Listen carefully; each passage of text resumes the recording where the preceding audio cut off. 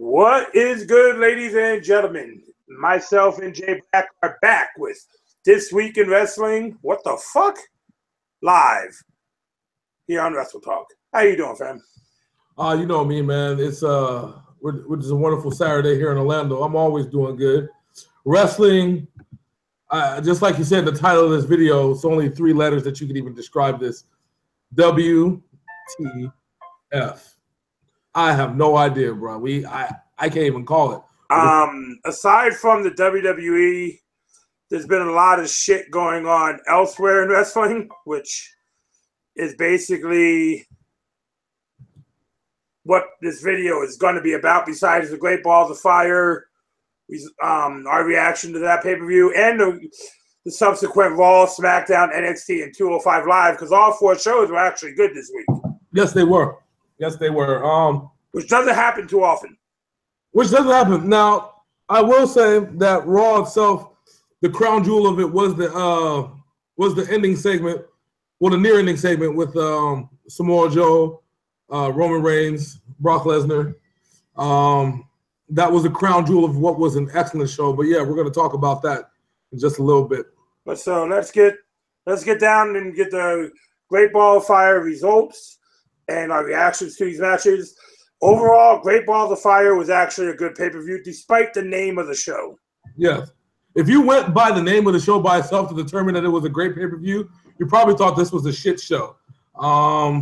It wasn't. It was the quite opposite of. One hell of a show from the beginning to the end. From the pre-show, yes. Yes. From even the pre-show down to the end, it was an excellent show. There's nothing that could be argued with that. So with that said, let's get started. We're going to start off with the match that opened up and made everybody in the night work harder. Neville versus Akira Tozawa. The match ended kind of in a letdown, but it was a good match overall. Of course. It didn't end up in a letdown. But it was a fucked up low blow he caught, though. Oh, of course. Of course, but heel Neville is on another level, as we've been talking about. The Neville level? Yeah, another Neville level. We've been talking about this, for the past 6 months, 7 months now? It's October. It's October. Good God, I just realized, longest reigning Cruiserweight champion. But I'm gonna jump the gun on 205 Live. Or was the Monday Night Raw? Akira Tozawa actually did pin Neville. Yes. There's something to be said about that. So that hasn't been done. So it should be interesting to see how that turns out. I can't wait for these two to have a rematch. I think it'll be another spectacular match. And Titus O'Neil is actually becoming a pretty damn good promoter. Yeah. I mean, it seems like he might add Cedric Alexander to his stable. I think he should. I think Cedric is more promotable than Apollo Crews is. He is. I mean, dude, Cedric Alexander's finisher alone is more promotable than anything entirely of what's going on with Apollo Crews. My favorite thing about his finisher is the reaction of the other wrestler when they catch that shit. Yeah. They sit up and they're like. And nobody has seen Cedric Alexander's finisher. It's basically a pop-up lung blower. Yes. Yeah. Not nice. But Neville picked up the win with a low blow. I'm not mad. I think Tozawa will win the title at WrestleMania. Yeah. So it's his time. Yeah, it is. Mr. Black over here wanted Great Balls of Fire main show to kick off with Enzo and Cass. But it did not. It actually kicked off one of the best matches of the night. Seth Rollins versus Bray Wyatt.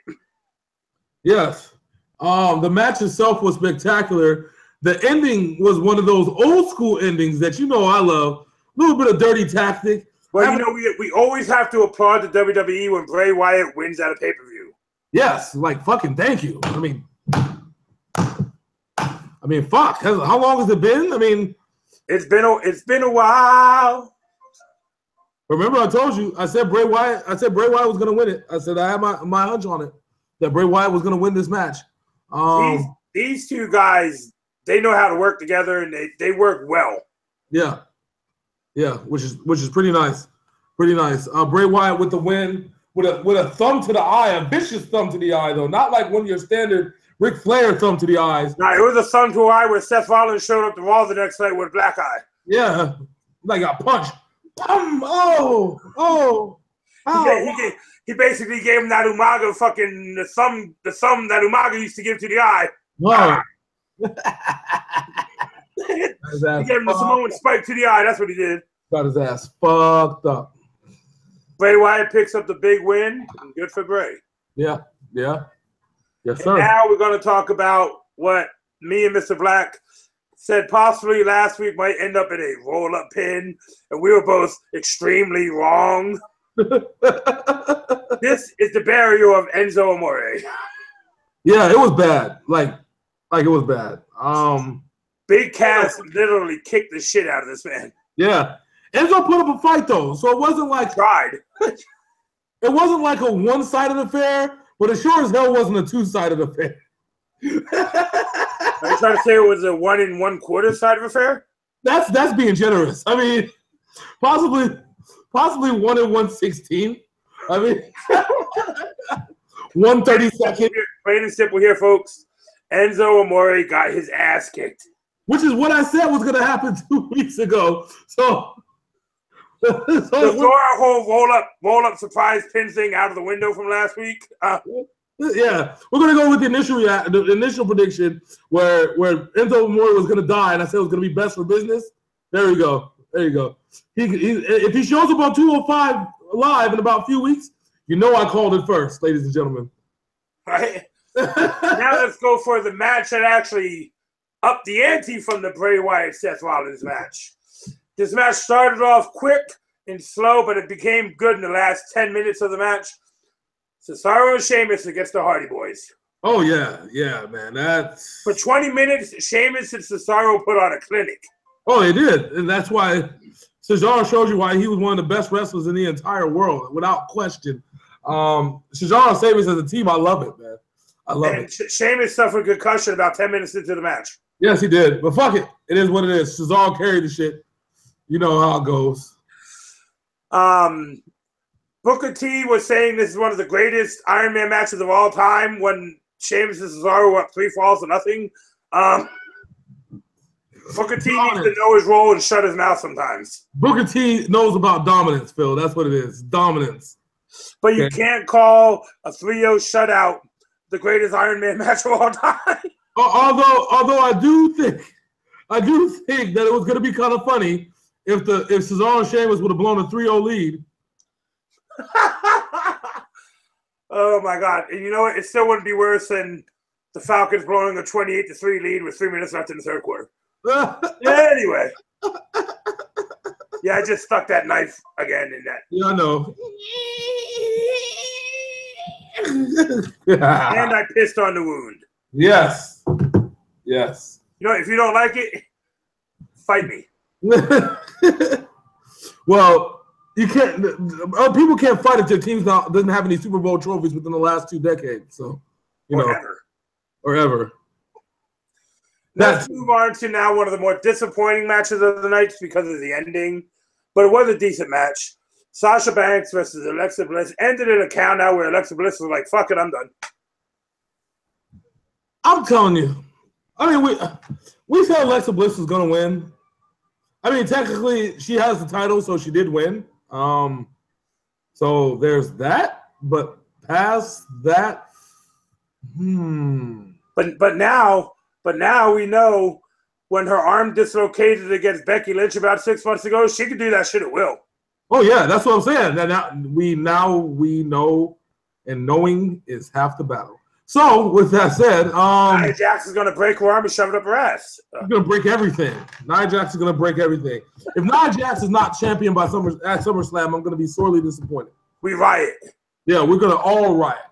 So, call that prediction right now. Nia Jax is going to win at SummerSlam the WWE Raw Women's Championship. I'm calling that right now. Now, Mr. Black called this one as being one of the top matches of the night, and it lived up to the billing. But once again, Dean Ambrose fell short in a big moment. Yes, he did, which continues that wonderful storyline of Dean Ambrose not being able to live up to the potential that he has. We talked about this And I said that The Miz makes an excellent Intercontinental Champion. The Miz will do what it takes to win. He did just that. And what did I say? Dean Ambrose might have hit that ceiling with this gimmick. Yeah. I don't know, though. I mean, because he's not hasn't done anything really too crazy. See, this is the problem with Dean Ambrose. And this is going to be real talk. He has the potential to be the next Stone Cold Steve Austin, but he's just in the wrong era. I think that you could probably somewhat agree with me on this because that we know what he's capable of from CCW, right? Oh yeah, he would have been great in the Attitude Era or in the It's Real era. That's what I'm saying. So, but we're not in that area. We're still in the PG somewhat 13 era. They call it PG, but what's been happening has not been quite so PG. No, not at all. And I think that's where the problem lies. It's Dean Ambrose is caught in this void of PG-ness, and there's not much that he can do about it, really. I mean, the Dean Ambrose heel turn. Yeah, well, you can. I mean, who's he going to turn heel against on Raw? That's where the problem lies. I think they should set up. Okay, do this whole quote unquote reunition of the Shield shit for a little bit. But then instead of, because Roman Reigns is obviously going to be heel by WrestleMania, it is obvious to me, at least. Yeah. You can have Dean Ambrose turn on Seth Rollins. Because right now, Seth Rollins is the most over face on Raw. Yeah. Yeah. Well, it's outside of Enzo Amore, of course. But Enzo is dead right now, so there's no reason to talk about him. But people still love him. They love his dead ass. He's the Undertaker. People still love Tupac, but All Eyes on Me was a shitty movie. He's the Undertaker. They love his dead ass. Anyways. We're going to move on to this duo of main events that made everybody like, holy fucking shit. Let's start off with Roman Reigns and Braun Strowman. The ambulance match that made everybody question Roman Reigns' humanity. Well, it did seem somewhat immortal. If John Cena did some of the stuff that Roman Reigns did, John Cena would be declared a hero to the kids, okay? Roman Reigns being declared the most hated man ever. Exactly, right? Samoan lives matter, Phil. Samoan lives matter. Anyways. Well, according to Roman Reigns right now, giant lives do not matter. In the most un-PG thing of this PG era, Roman Reigns lost this match. Yes. He proceeded to take the ambulance with Braun Strowman in the back and I think went too fast in the back of a semi. Yeah. They kind of had to use the jaws of life to pop the emergency door open. Yeah. And Braun Strowman did the most heroic thing ever. What did he do? Leave me alone.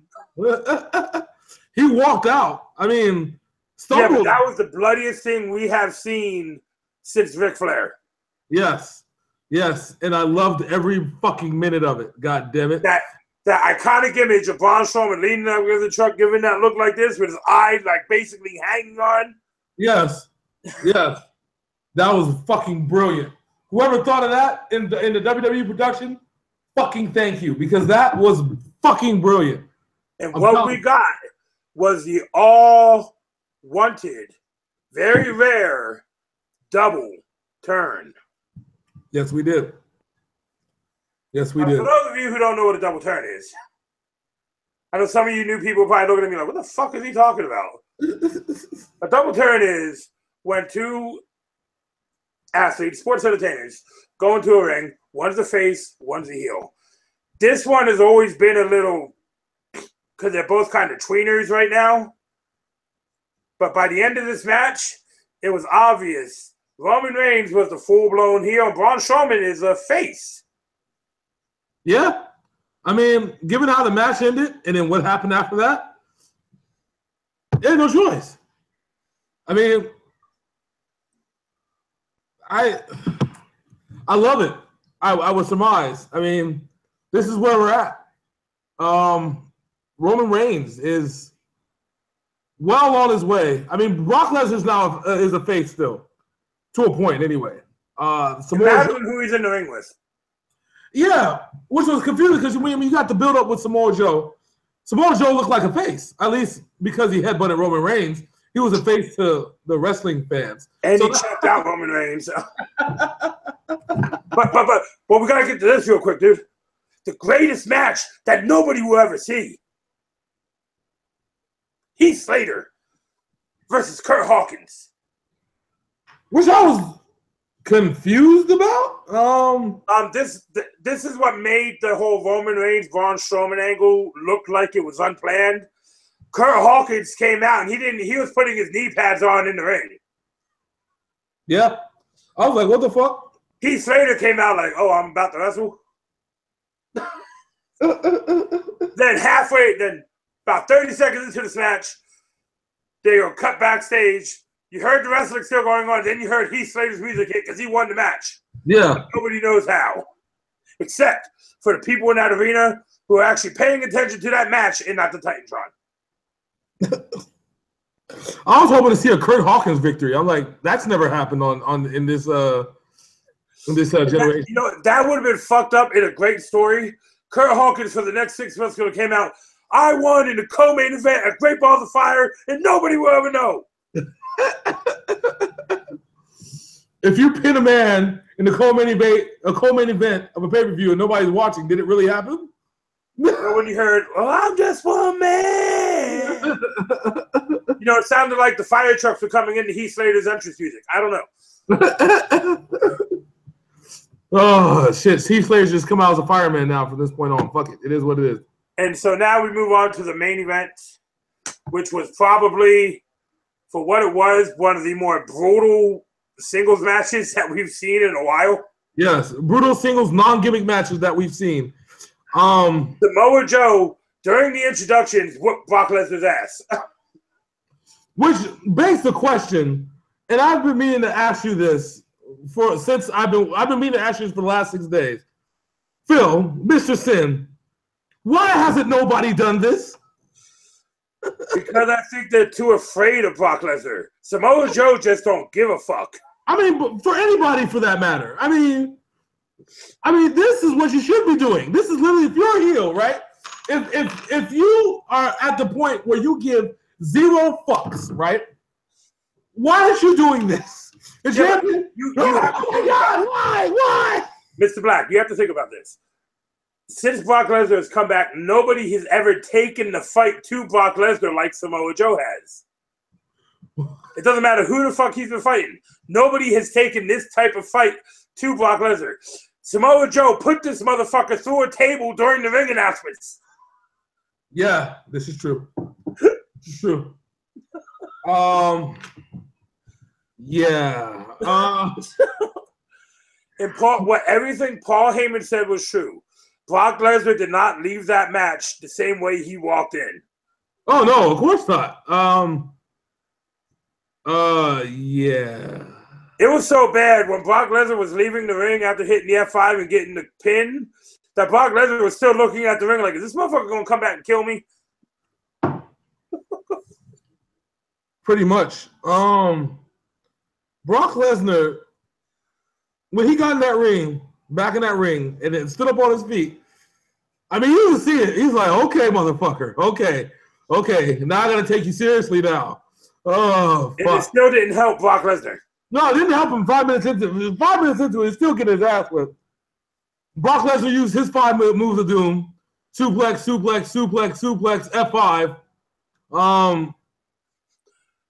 And during all these suplexes and F5, Samoa Joe just beating the whipping boy out of this motherfucker. Yeah. And I think what is going to happen, because look at who the contenders for this title are, all right? We have Braun Strowman. We have Roman Reigns. We have Seth Rollins still, because he's supposed to be defending this belt against all these people eventually. Yeah, Rollins, Balor, Wyatt, Strowman, and Reigns. Mm-hmm. So I think the story that's being told here is that Brock Lesnar's first reign of dominance isn't going to be, Brock Lesnar's second reign of dominance isn't going to be like his first reign at all. we're at a point where Brock Lesnar is just a little bit older and people are a little bit wiser and they're starting to realize what it's going to have to take to beat Brock Lesnar. Samoa Joe is going to be what I like to call the New England Patriots of wrestling. Remember how I tell you that when the New England Patriots figure out how to beat a team that's quote unquote unbeatable, that team becomes beatable. Remember the St. Louis Rams and and their Mike Martz offense. What happened after the Patriots beat them in the Super Bowl? They're back in Los Angeles. Yeah. What happened when they declared Donovan McNabb and Terrell Owens unbeatable and they lost? Terrell Owens got kicked off the team. What happened when Jake Delhomme and the Panthers were unbeatable? What happened? Janet Jackson's nipple came out and Adam Vinatieri won another Super Bowl. What happened when the Seattle Seahawks got beat in the Super Bowl? Marshawn Lynch retired and went to the Raiders. And what do you think is going to happen with the Atlanta Falcons this year? They're going to suck. So, with that said, I think Samoa Joe is now going to be the New England Patriots of wrestling because now there's a specific blueprint that you can use. And you don't have to necessarily be the strongest. You don't necessarily have to be the smartest. You just have to be able to take the fight to Brock Lesnar and get him out of his game. And that's exactly what Samoa Joe did. Now, even though Samoa Joe didn't exactly beat him, my friend, we could be telling a different story, one or two moves differently, right? So, this reign is going to be a lot tougher than his first one. Well, okay.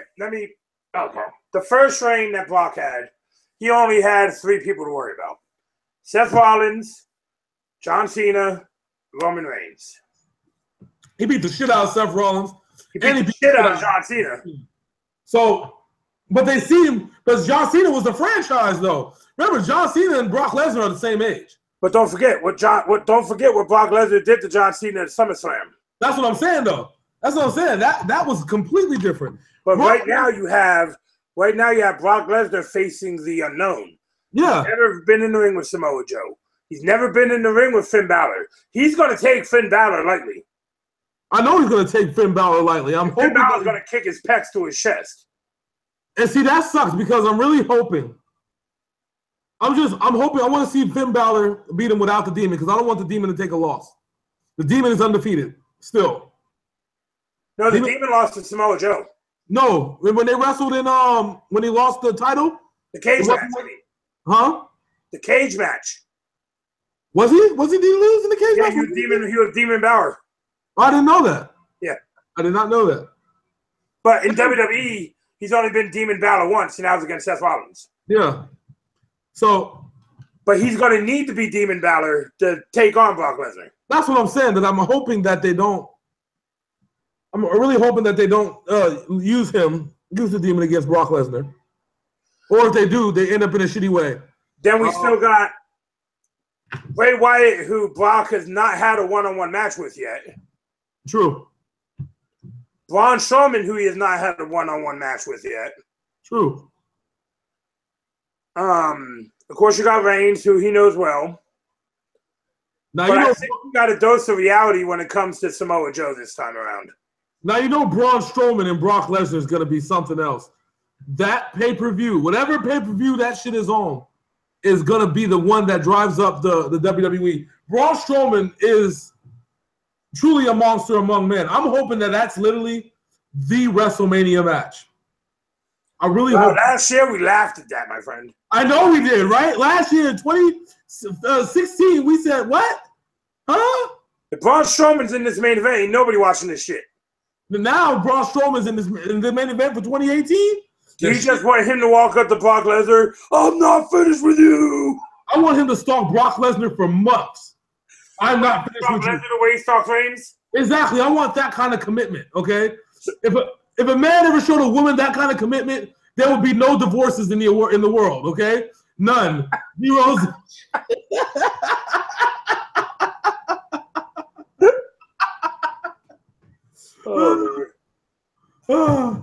Man comes home, I'm not finished with you.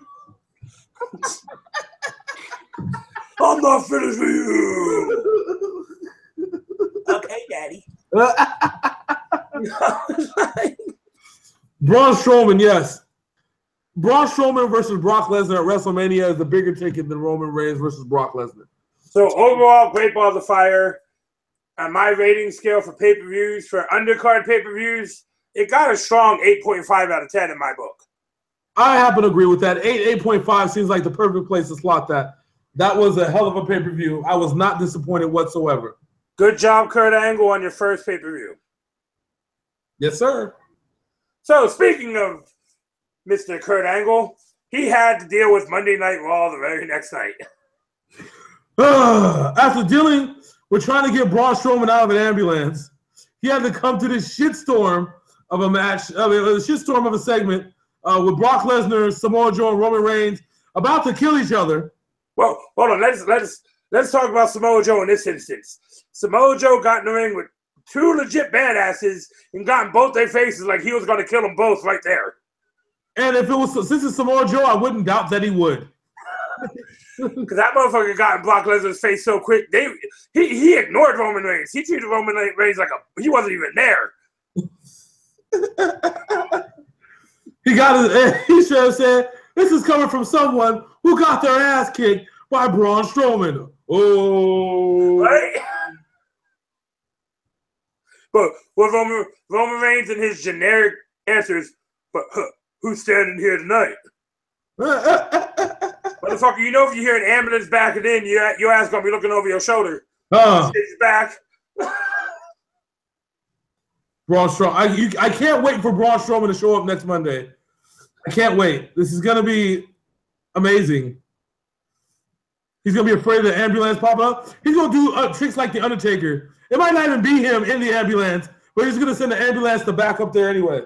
You know in the back of my mind what I wanted to see at Great Balls of Fire when Roman Reigns lost that match? What? For some reason in the back of my mind, the only thing I wanted to see was them cut to the driver or the inside of the ambulance, and it'd be the Undertaker. Look back at Roman Reigns like, I ain't done with you either. Wow. Hell no. So not only did we have that epic confrontation, we had what seems to be the unveiling of the Broken Hardys on the way. Yeah, I'm loving this shit. But Jeff Hardy said, we are not obsolete. It's like, oh shit, it's happening. I'm saying, right? But then the Revival kind of actually broke the Hardys. Oh yeah. Yes, ladies and gentlemen, our favorite tag team, the Revival, is back.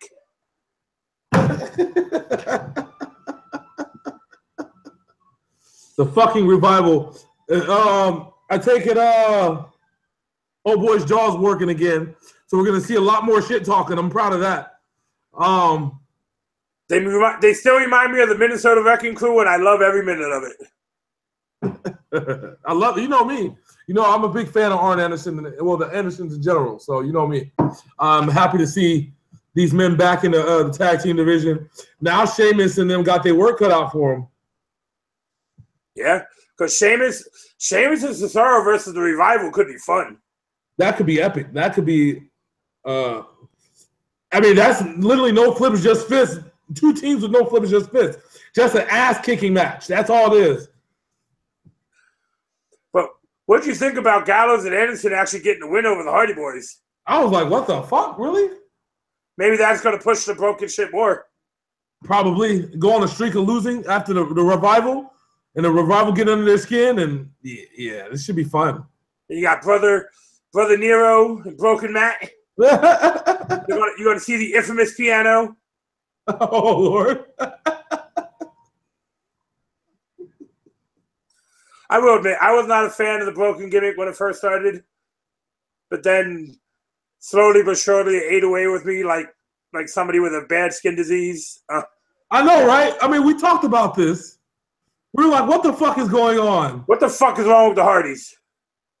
And it ended up being the most entertaining thing that TNA at the time had to offer. So that's because Matt and Jeff Hardy were writing it themselves. Yeah.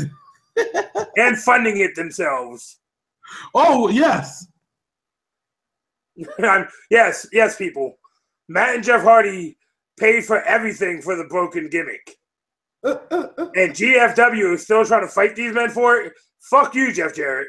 Eat it. Yeah, who the fuck are they gonna see? That's the thing. See, this is what I don't understand, right?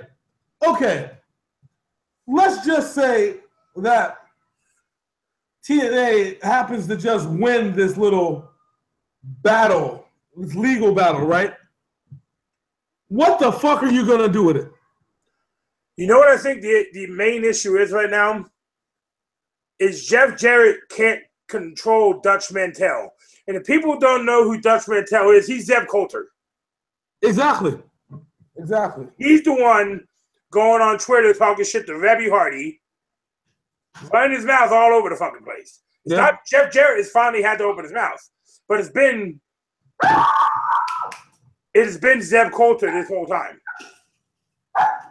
Yeah, I know. It's crazy. Like, it's but that's what trips me out. Like, because I hate it's like stuff with the NWO. It's like stuff with like I'm trying to remember what somebody tried to bring back. Somebody tried to bring back another group and they blocked it.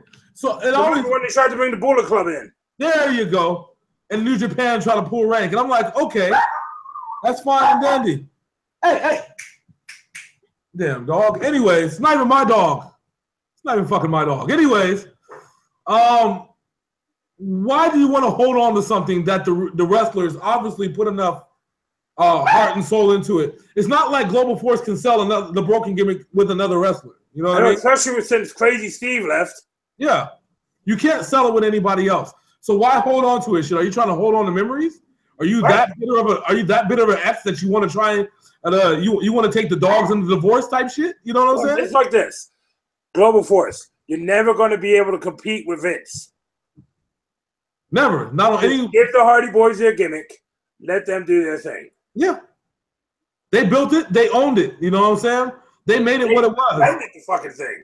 Yeah. And like they funded it. So there's at no point should they, should TNA benefit from it on the long term, especially if they have no way of using it in a profitable manner. That's just not 2 cents. Rebby Hardy did the most gangster thing ever. She made Fuck the Owl version 2 shirts.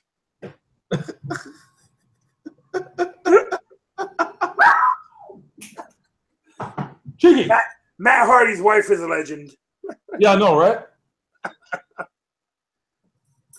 So now let's move on to Smack. Oh, wait. Okay, I'm a little concerned about Big Cass right now because his mic skills need major work. We know this. That is why he had Enzo Amore. That promo in the beginning was kind of weak, man. Oh, just a tad, sir. Just a tad. It's why he had Enzo Amore. That was the whole thing. Yes, he can drop a couple one-liners here and there, but we already know why Enzo Amore was the shit, bro. And why they put the two together. It's kind of like why they put Titus O'Neil with Apollo Crews. Because one person can talk, the other person can wrestle. It's not fucking rocket science here, people. It's exactly why Paul Heyman is with Brock Lesnar. Exactly why Jim Cornette was with any other tag teams that he was with. Yokozuna. Yokozuna. He couldn't. I mean, Yokozuna talked perfect English. It's not like he was Japanese. Let's break the fourth wall for a second here. Yokozuna was Samoan. Yokozuna's brother is Rikishi Fatu. Exactly. So, with that said, he wasn't that good of a talker. So that's why they put him with Jim Cornette. It makes fucking sense. This is going to be Big Cass is going to need Paul Heyman at some point. Well, or I was thinking about this with Big Cass. Do they bring Carmella over to be his manager? They could, because she is a good talker. They could. Also, too, with this whole Ellsworth thing that's going on, right? He can replace Ellsworth with Big Cass, and then he do a little trade or something. You know what I'm saying? Yeah. Who knows? That's what I do. But You want to know something that's been on my mind that hasn't? I don't think anybody's talked about this yet. What? They never clarified that whoever holds the money in the bank needs to cash it in on SmackDown. Well, true. However, they did say it was for the WWE World Heavyweight title. No, I'm not talking about. I'm talking about the women's one. Oh, the women's one. True. But do you neutral colored case? It's not blue. It's white. Yeah, no. But here's the thing. Would you rather have Nia Jax stalking you, or would you rather have Tamina stalking you? I mean, if we're gonna compare the biggest, baddest female, you know what I'm saying? Well, with the road Tamina's been on. I mean, I'd rather have. I mean, I would rather have Tamina following me because she just might get injured. I don't want Nia Jax following me. Not at all, sir. Nope. So I would prefer to stay on SmackDown with that title if I was Carmella, and that's just the way it goes. So are you looking forward to this probably short, big cast, big show rivalry? Yeah, something to get through till SummerSlam. You know, establish Big Cass as a dominant heel. Do you think Big Cass should call out Brock Lesnar the way he did? Brock Lesnar's going to kill this man. Cass, you don't want none of Brock. No. If my character on the game learned that you don't want none of Brock Lesnar, okay? I mean, I'm pretty sure in real life you don't want none of Brock Lesnar. So, yeah. All right. So now on over to SmackDown. SmackDown was a good show, relatively uneventful. We're going to have a fatal five-way to see who the number one contender to the Naomi's title is. And Lana can actually earn a rematch now.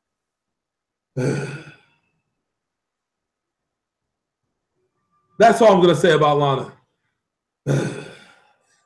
But the big moments of the night were we had Kevin Owens, we had John Cena answer the U.S. title challenge. Yep. And AJ Styles was like, you're the guy who I wanted to answer this motherfucker. I know, you said especially you, John. Right? Especially you. But then we had Rusi and Kevin Owens ruin all that fun. And the guy who likes to beat up John Cena teamed up with John Cena and defeated Rusev and Kevin Owens. Oh, yeah, very true. Which I was like, this is going to be, you know what I was thinking when I first saw it? Tag team match, player. Holla, holla, holla. Ugh. I was just waiting to see who's going to go. When you do that, you got to do the Teddy Long dance. Yes. I just want to see who's going to go one-on-one with The Undertaker. That's what I was trying to see. JBL, that too. All right, so let's move over to 205 Live. 205 Live had an awesome submission match between Noam Dar and Cedric Alexander. Did you watch 205 Live? No, I get a chance to. You want to know how Cedric Alexander won this match? How? You know how sometimes they put their opponent's limbs inside the folded steel chair? Yes. Well, he kind of put Noam Dar's arm in the steel chair and stomped on it. And Noam Dar told him basically to go fuck himself. So Cedric Alexander said, okay, and just started jumping up and down on the chair. Oh, God. Jesus. Why? How? Because he's Noam Dar. Well, I mean, I'm not saying that he didn't deserve it, but he did. But God damn. And then at the end, Noam Dar picked up the microphone and looked at Alicia Fox and said, I quit. And then told Alicia Fox, I was just using you. And broke up with Alicia Fox. And that's what she gets. Fuck it. That's how you do that shit. So now we're going to move over to NXT where they had a big-time debut in a big-time situation. Did you watch NXT? No, sir. That was next on my list for tonight. I didn't watch it. Former Ring of Honor champion, former Ring of Honor tag team champion, Bobby Fish made his NXT debut. Oh, shit. Against Aleister Black. Oh. You thought Cassius Ohno and Aleister Black had a hard-hit match? Wow. I do kind of think they're picking up Bobby Fish's head from the third row still, though. Because he kind of pissed off Aleister Black. And from what I'm seeing from this man, that is something you do not want to do. Well, we kind of already knew that just a tad. Yeah. When you watch the match and we do this video next week, I know you're going to be like, God damn. Yeah, that was all bad. That was all bad. And I was thinking, I'm like, do you really want your next star to debut against Aleister Black? Are we going to get an Aleister Black Bobby Roode match? I mean... Well, I can spoil some things for people, but I don't know if I want to. Nah, don't do that. You know how we do. We had the tag team championship match. Yes. Between Heavy Machinery and the AOP in this episode of NXT. Oh Lord. Have you ever seen somebody not move when getting a full clothesline from one of the members of the Authors of Pain? No.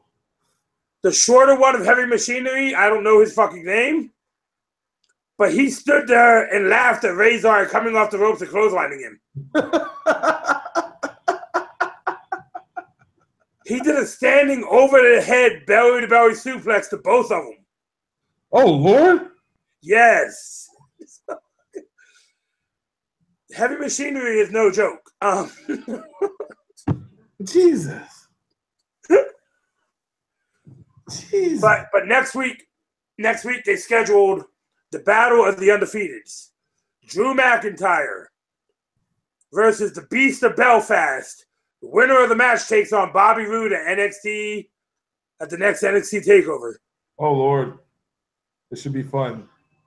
This should be real fun. Oh, and after the AOP match, Sanity came out to the thing and destroyed the Book of Pain. What? Yeah, the Beast of Belfast and the other dude. Yeah. They were eating pages out of Paul Heyman, out of Paul. The fuck is his name? Paul Ellering, sir. Paul Ellering's book. Why? So it looks like we're going to see a AOP versus Sanity rivalry. Oh, this should be fun. Oh, shit. Where the fuck is Eric Young? We haven't seen him in like a month. He's somewhere. He's probably filming his show. Probably. So now let's go move on to our favorite wrestling show, Lucha Underground. Yes. Yes. Cradle Cup, man, I am loving it. Me too. Let's start with the let's start by saying if you haven't seen the Cradle Cup, you suck. If you haven't seen any match of this, you really suck. If you haven't watched Lucha Underground, kill yourself. Yes. With something. With that said, damn dog. Anyway. That said, I want to say rest in peace, Paul London. Yes. Mr. Mil Muertes. Yeah. You got to give it to Paul London, though. He put up a hell of a fight. Everybody puts up a hell of a fight against Mil Muertes. It really just comes down, when it comes to Mil Muertes, it really comes down to one thing. How bad is Mil Muertes going to kill you? And even if he did do some damage, still, how bad is Mil Muertes going to kill you? And let me put this in respect. Paul London literally outside the ring super kicked this motherfucker around the ring. Yes. Literally. Yes, around the fucking ring. Around the ring. In one punch, he basically destroyed the Rabbit Tribe. Yes. So let's talk about my favorite match of the night. Mr. Jeremiah Crane going against Taya.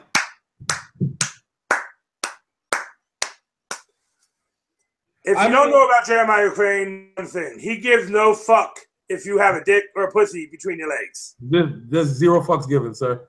Mr. Zero fucks given. First 5 minutes of this match looked like a fucking wife beating. But she took it. She took it majorly. And she dished back, too. That was the crazy part about it. She dished back after getting a full ring runaround cannonball through the seats. Yes. Have you noticed something? I want to talk about something this for a second before we talk about to the ending of this match. Did you notice that that Taya is the only person out of Johnny Mundo's group that doesn't get any kind of help from the Underground Worldwide. Yeah, because she couldn't go out there and handle her own shit. Sam, only person that never doesn't need help from anybody. She helps them. Yeah, Fully. she's the reason he's the heavyweight champion. Yeah. Yeah. Yeah. I could see her as a future Lucha Underground champion. Yeah. You could. Now we've seen how this match ended. Let's talk about how this match ended, of course, with Taya about to go ahead and win this match. Sexy Star comes out with the distraction. Jeremiah Crane hits cranial contusion. That pile driver is vicious. Yes. It's a wrap. Done match.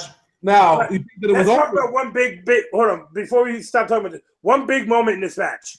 There was a moment in this match where Taya was in the corner and Jonathan Crane did a fucked up ass pump kick where she hit this nigga in the balls. Yeah. Yeah. Yeah. Jonathan Crane tried to kill this woman. Yeah. Yeah. Taya is something else, bro. Taya is something else. But next week now, the next round we have Mil Muertes versus Jonathan Crane. Which is probably, which I think is going to be one of the most deadliest fucked up matches on the entire card. Especially with the vignettes of Jeremiah Crane keep going after this fool because of the chick. Yeah. Yeah. But now I think we've also set up something for Ultima Lucha, Sexy Star versus Taya in what I would think is going to be a brass knuckles match, because that's what the unifying thing over the last 2 weeks has been. Yeah, because after the match, Sexy Star got in the ring and knocked her ass out. Yep. Now let's talk about the fantastic main event between what I think is one of the most underrated guys in Lucha Underground, Marty the Moth, against Phoenix. Yes. We all know Phoenix. We all know Marty the Moth. As Marty Moth does, Mariposa was trying to help him win. And what's with the Aztec Pride lunchbox, bro? What's with him shoving that sandwich into the chick's mouth during the introductions? That's what I'm saying. I don't know. When you look at Marty the Moth, okay, and his antics before a match, you're like, is this dude even a wrestler? He's a psychopath, is what he is. But this motherfucker straight did a backflip over a sweep kick, and this dude's like 280 pounds. I have so many questions about Marty the Moth Martinez, but there's one question that I need to know, and I need the answer to. What's that? Is there an Aztec Pride lunchbox, and if so, where can I purchase one? LuchaUnderground.com. I need one, like now. Like right now. So, I'm not even Mexican. I need an Aztec Pride lunchbox, fuckers. While Mr. Black here is very happy about the Aztec Pride lunchbox, I want to talk about the match. The match was phenomenal. These two guys have awesome in-ring chemistry. Yes. But the end of the match is what I really want to talk about. Marty the Moth lost this match to Phoenix. Yeah. In doing so, Marty the Moth channeled his inner Abdullah the Butcher and tried to eat Phoenix's face with a fork. Yes, yeah. While Mariposa was holding Melissa, who has a big crush on Phoenix. The bad part about this was Lucha Underground likes to zoom in when shit like this happens, and you can actually see the chunks of flesh coming out of Phoenix's head. And Marty the Moth licking him. Sick fucker. Thus setting up, I think, a mixed tag team match between Phoenix, the ring announcer, against Marty and Mariposa. I don't know. I'm confused.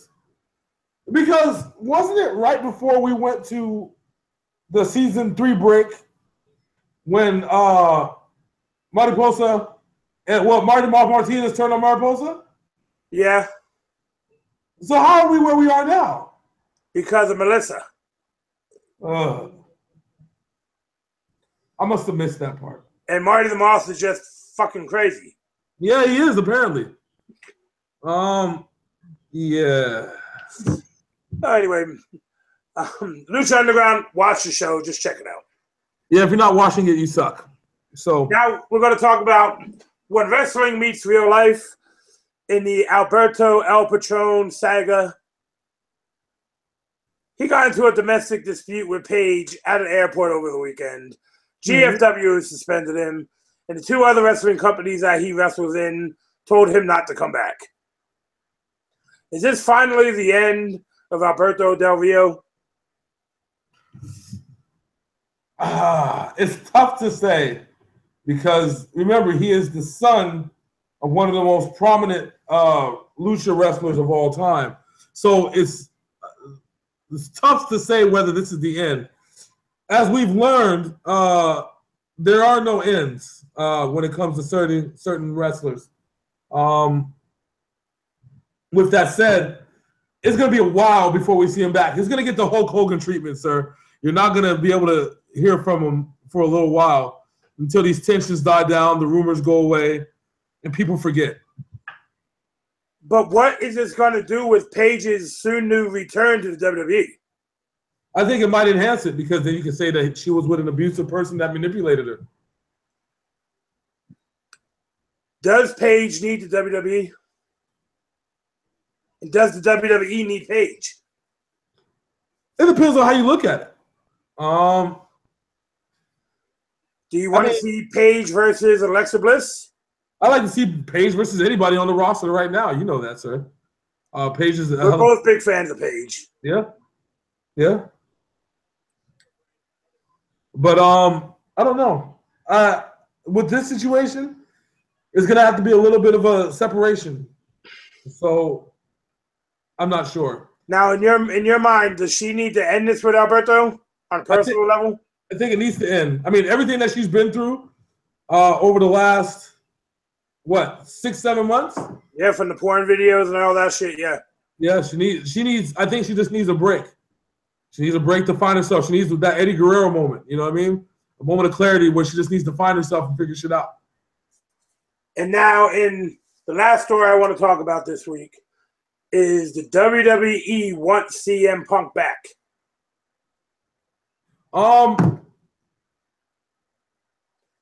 But CM Punk says he does not miss wrestling.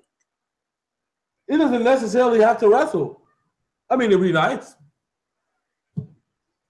I think CM Punk, having CM Punk in WWE would make that place explode. We know how much the fans, I know how much the fans love CM Punk. At the same time, we had a lot of conflict when he left. I mean, can two grown people get past it and figure out to do what's best for not only themselves but for the fans? You know, you got to think about it. Bruno Sammartino said he'd never set foot back in the WWE. Triple H took over the position, and Bruno's back. Scott Hall was not welcome back. Diamond Dallas Page was not welcome back.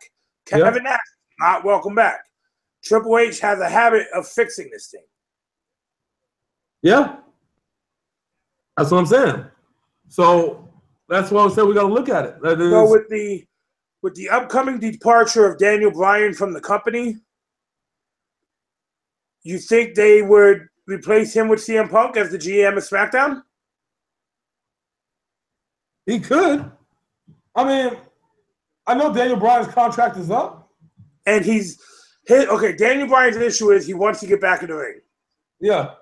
He has been cleared by doctors outside of the WWE. Why won't the WWE just say, okay, wrestle? Well, you know why. You know why they're afraid. Because they're afraid of everything that's happened with other wrestlers who have passed away. They're just afraid in general. So it's more of we got to protect the company more than what the wrestler wants? Yeah. But it's fear. It's fear, they're afraid that the shit's going to go down. I mean, I don't blame him. At the same time, though, this is the person that you want to do this with. One of the best pure wrestlers is Chris Benoit. Yeah, and I think they're having those kind of flashbacks because they kind of see what happened with Chris Benoit. So maybe they're worried. No, you're absolutely. I didn't think about that, dude. You're absolutely right. Yeah, I mean, think about this. Corey Graves, who was perhaps one of the most talented wrestlers in NXT at the time. Remember, him and Neville was tag team champions because he suffered that bad neck injury. Yeah, the neck injury along with the concussion at the same time, which was also a concussion that happened 6 weeks prior. You had to hang him up. Yeah, and now he's probably the best commentator on the tables. Yeah, in WWE. That's very true. Very true. That's something you got to look at. I mean, I understand the company's perspective. I also understand Daniel Bryan's perspective. He loves wrestling. He loves wrestling. I mean, he loves wrestling just as much as we as fans love wrestling. You can't judge a man for wanting to wrestle. So now, on the final note of this video, the WWE Network. They have canceled 2 of Renee Young's shows. Is Renee Young in the doghouse? I don't think so. I mean, well, they canceled Unfiltered and they canceled Talking Smack. Talking Smack was actually a real good show. It just got hurt by 205 Live being on after SmackDown. And I think that's something that they need to figure out too, because it's like you can't say. I mean, they should have held 205 Live at the time, and then held 205 Live a half hour after Talking Smack. Yes, I know it's going to run late, but I think they should air 205 Live before NXT. True. That way you can say the Wednesday wrestling day. You'd have 2 hours right there. Yeah. That's what I do. But remember, a lot of stuff happened on Talking Smack over there, which made for great storylines. Oh, dude, the whole Miz Daniel Bryan storyline. Let's start the AJ Styles Shane McMahon storyline. I'm like, you can't get rid of Talking Smack. Move 205 Live. Yeah. Because everything's all about hits. That's what it is. Everything's about hits and streams when it comes to that. So, I mean, if it can show me that the streams were low for 205 Live, I mean for Talking Smack and Unfiltered versus 205 Live, then yeah, I guess you could justify it. But if they can't, because I understand Talking Smack was heavily promoted. It was. So there's no way for me to say that that's the case, which makes me wonder what you alluded to. Is Renee Young in the doghouse? And if so, why? Could it be her wanting to be on Raw with her husband? I mean, it could be. I mean, the thing is, Renee Young is no Triple H. She can't pull a power move like that. You know what I mean? Yeah, I know. But all this stuff has started happening 3 weeks after her and Dean Ambrose got married. Yeah, but I mean, you're in the wrestling business. This isn't convenience. Look, listen, my job as a trainer and a floor leader at my job, right? My job is to make sure that the floor runs smoothly regardless of what people want or people need. Will I accommodate somebody if the request is decent? Yeah, sure, why not? You know what I'm saying? Somebody's parents died or, you know what I'm saying, somebody got sick. I'll make it work, right? But if it doesn't make a good business decision from a long-term perspective to move somebody just because they don't feel like being there, especially when they're the reason why they're, the show's a top flight show, then why would you do it? Okay, you move Renee Young to Raw. So what is the reason that people watch 205 Live? Because they liked Renee Young's and Daniel Bryan or Renee Young and Shane McMahon's back and forth banter, like chemistry. You know what I'm saying? When two elements mix together and make the perfect another perfect element, you don't want to change that. Yeah, Renee Young is shown to be a great host. Yeah. I mean, so why would you pay-per-view pre-shows or Raw Talk and SmackDown and Smack Talk Live? Yeah, why would you change that? I mean, we have at this point. I mean, if you look at Raw, we now have Alexa Bliss and the backstage commentator. I can't remember her name, but they have some good heel face back and forth banter going on. I don't want to see that ruined because Renee Young wants to be back on Raw. You know, I I mean, as much love as I have for Renee Young, we don't need to see that. Renee Young was perfect where she was at. Now, if you want to talk about Dean Ambrose coming to SmackDown, coming back to SmackDown to trade, shit, maybe trade Dean Ambrose for Baron Corbin, make things interesting on SmackDown. I mean, make things interesting on Raw. Because now, Baron Corbin got that Money in the Bank briefcase. Imagine if he steals the shit from Brock Lesnar. I mean, I doubt it'll happen, but it'd be funny as shit, right? What's funny about that is Brock Lesnar and Baron Corbin actually had a one-on-one match at a house show recently. Oh, they did? Yeah. And that got me think. That's what really got me thinking about the Money in the Bank thing. So we never know. It may happen. It may happen. Imagine this: SummerSlam. All right, Baron Corbin's in the house. He'll probably still be in his thing with Shinsuke Nakamura. Brock Lesnar gets in that triple threat match against Joe and Reigns. Mm-hmm. All three men are decimated. Yeah. What kind of pop do you think would go to the crowd hearing that motorcycle and Baron Corbin coming out? Oh, hell yeah. Saying that he's going to cash in the Money in the Bank against Brock Lesnar right there at SummerSlam. Oh, yeah. It could happen. I mean, that's the one thing that they did. I mean, yeah, they didn't talk about the World Heavyweight title. Yeah, I understand it's blue.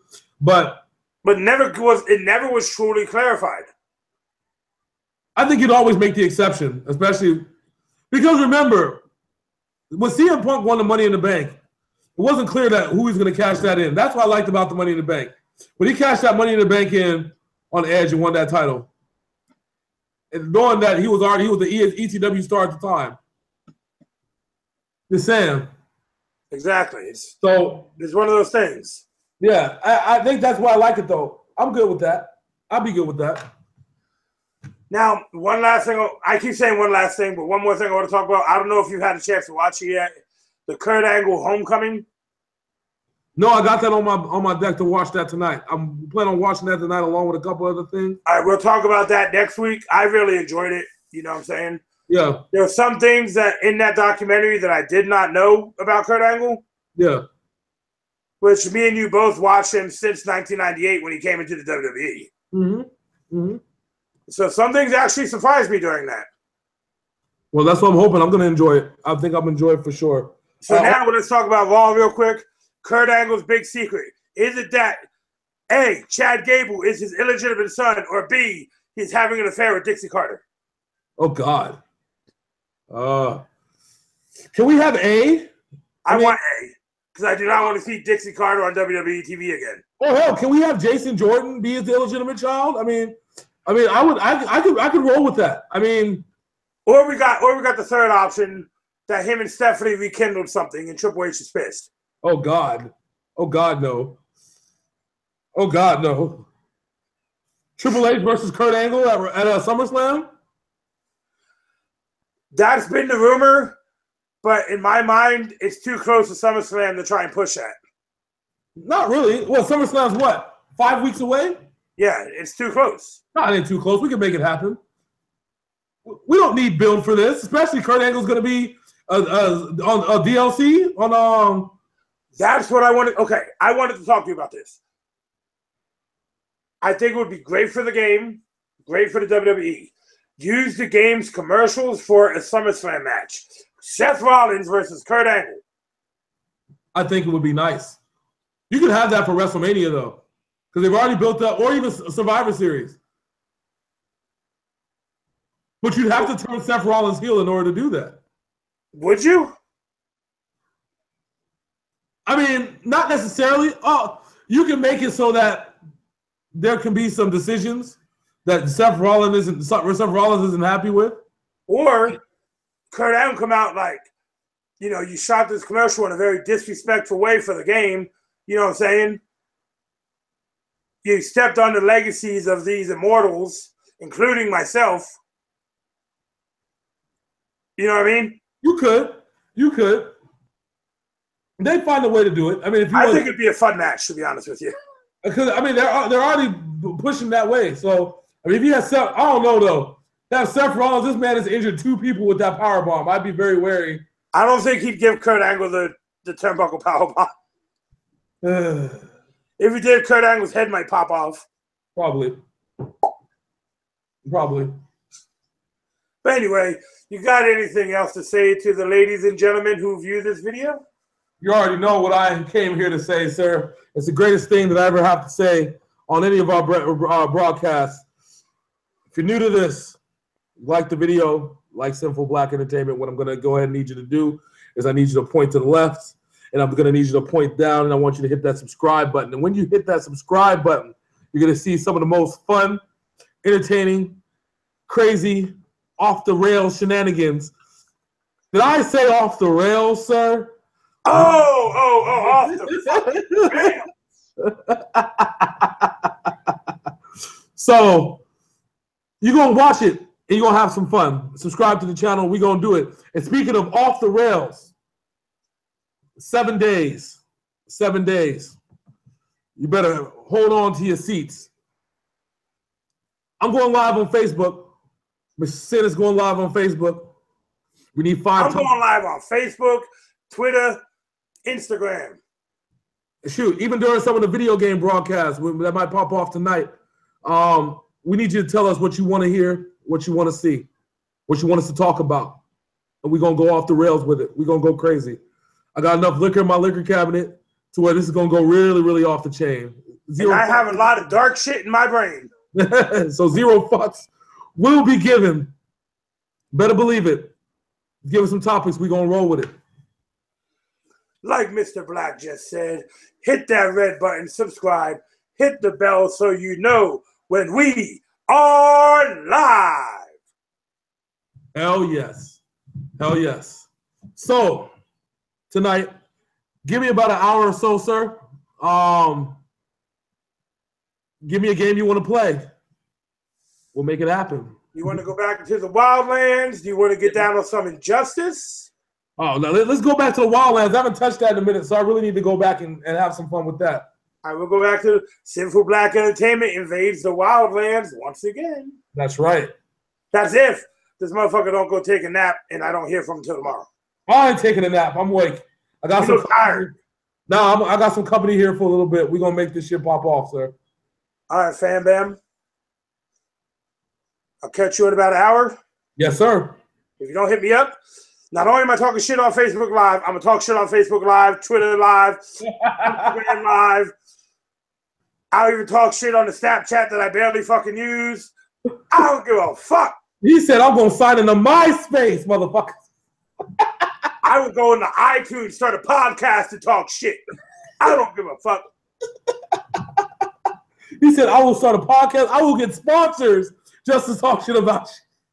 I will go on ESPN.com where my IP address is banned and talk shit. you know, ESPN.com still has not lifted that ban. The NFL.com did, but ESPN still hasn't. Is that how you pissed off Chris Berman and then he retired, so now he can't. Nobody can. Remember, they banned me when I said it's probably better for the Raiders that Al Davis is dead. Damn. And how it ended up being true. But anyways. Right? Anyways. That's the topic for another show. Told you the person that banned you probably got fired with all those layoffs that they did. Now nobody knows how to fix it. That's what happened. Right? Layoffs. Not playoffs, layoffs. Anyway, layoffs. I am Big Sin. That's the homie J Black. Yes, sir. We're going to catch you on the side. Next week. Black Entertainment.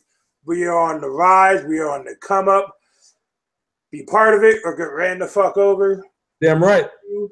We'll see you in a couple hours in the Wildlands. Deuces. Deuces.